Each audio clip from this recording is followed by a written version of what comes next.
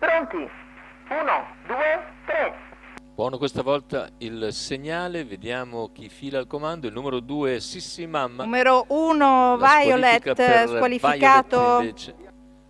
Numero 8 Tiburon squalificato. Tiburon è quella di numero Top 5 Souls, Top seconda Holz posizione rimane squalificato. Vallombretta. E dopo 200 metri in 15,9 all'esterno si presenta Minta Brolain, debuttante svedese, castrone svedese che sfonda in meno di 400 metri e guida, quindi 30,5 il passaggio ai 400. Minta Brolain in vantaggio, all'esterno c'è Urano Gal a circa metà gruppo, ma più indietro invece, molto più indietro Tildemati. E però va via a buona andatura Minta Brolain che completa i 600 in 45,8 da 1,16,3. 15,3 questo parziale. Gradualmente cerca di risalire Urano Gal.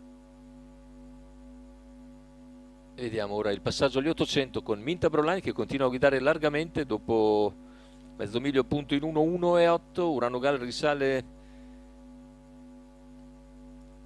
seguito da Roxy Viking, poi più indietro l'errore anche di, ci sembra, numero 6 Tom Ford B squalificato.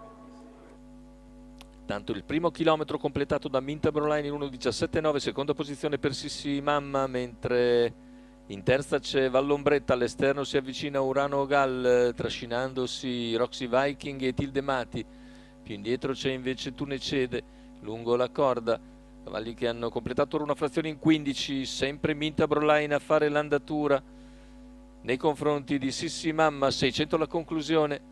Urano Gal non riesce per il momento ad avvicinarsi e Roxy Viking rimane comunque nella sua scia seguita da Tildemati. 500 alla conclusione con in vantaggio sempre l'allieva di Marco Stefani che a 400 dalla conclusione mantiene una lunghezza di margine su Urano Gal che insiste, mentre Roxy Viking prova a proporsi a sua volta seguito da Tildemati. Lungo la corda Sissi Mamma viene in terza ruota Tildemati, mentre Minta Brolain ora cerca lo stacco e prende vantaggio al completamento della piegata, due lunghezze abbondanti. Minta Brolain in netta evidenza ai 100 finali, a una ventina di metri sui rivali, e nel finale Minta Brolain, debutto vincente per l'allieva di Diego Dall'Oglio guidata da Marco Stefani. Secondo posto per Urano Gal, al terzo finisce Teseo Gas 1,16,7. Minta Brolain debutta veramente molto molto bene, 14,4 la retta d'arrivo, 28,7 di là, 31 a chiudere, ma è stato soprattutto lo stacco sulla curva finale a colpire, perché ha decisamente lasciato sul posto gli avversari. Vedete il distacco che infligge a quello che era uno dei più attesi, Urano Gal, che corre comunque molto bene ed è secondo, confermando l'ottima